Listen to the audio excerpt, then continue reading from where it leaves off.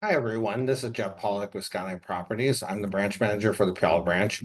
And today I would like to do a quick video here on how to discuss a multiple offer situation with your sellers. Everybody loves to be in a multiple offer situation, but it can be a little dicey at times too. So make sure you do it right. Anyway, I'm going to share my screen here. So what I've done here is I've created a mock offer. As you can tell, the buyers Jane and John Doe, and the sellers Mike and Mary Smith, 1010 Main Street, anywhere USA. Anyway, and the so hopefully you're lucky enough to get a multiple offer situation. Say you've got 5 offers that came in on a brand new listing. You have an offer review date of tomorrow at 5 p.m. So what you would do is you would make sure to get a hold of all 5 of those buyers agents and let them know. I would email every single one of them and say, hey, thank you for your offer, but we are in a multi-offer situation. Please submit your highest and best by 2 p.m. tomorrow, October 15th. So then in the meantime, you can review this offer, all these offers, send to your client or sit down with them and review them in detail. What you want to do is you want to review the purchase price, the earnest money amount, what the closing date is, and then see what addendums they've asked for or concessions. And you'll notice in this offer, there's a 35E, which is an escalation clause. So anyway, which could raise the price up. So go through all the offers with your client that you got, but then you're gonna have to go back the next day and you're gonna have to collect the offers that came back in that were adjusted, or they've raised their purchase price, or they've included an escalation addendum or something like that. Your goal is to definitely get the best price you can for your clients with the least amount of concessions. And let's go through this offer really quick.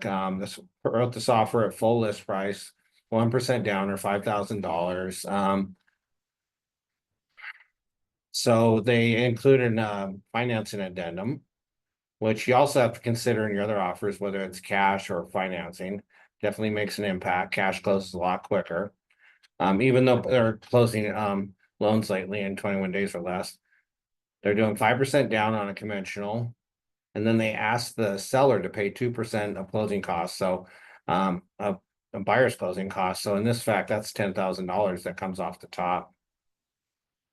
So anyway, they have to consider that. So instead of getting 500, they're really getting 490. They've also asked, here you can see they asked for home warranty. They asked for the seller to pay a home warranty of $600 for the buyer. That's your normal documents, your lead-based paint, your utilities addendum. And then you're going to come through Skyline Legal Notice to Buyer. That's an internal Skyline form.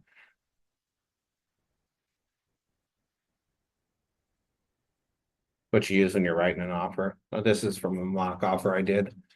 Anyway, then you've got the inspection addendum. And then you come down, you've got this escalation addendum. In this one here, let's, for example, they've agreed to escalate in $5,000 increments, but the new purchase price will not exceed, say, 550,000. So you've actually submitted an offer for, they've submitted an offer for 500. They've escalated in increments of $5,000 over the other highest offer so they can get this.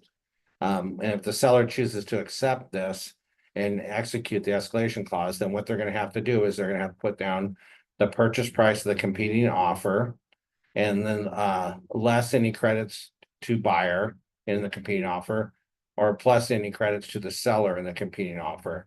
Then you put down the new net price, and this should be about $5,000 over your highest other offer to execute this addendum. They'll give you a new purchase price on the bottom. So always remember to look at all aspects of each offer. How fast is it going to close? The how solid the buyer is on their financing. Make sure you have financing letters for each and every offer.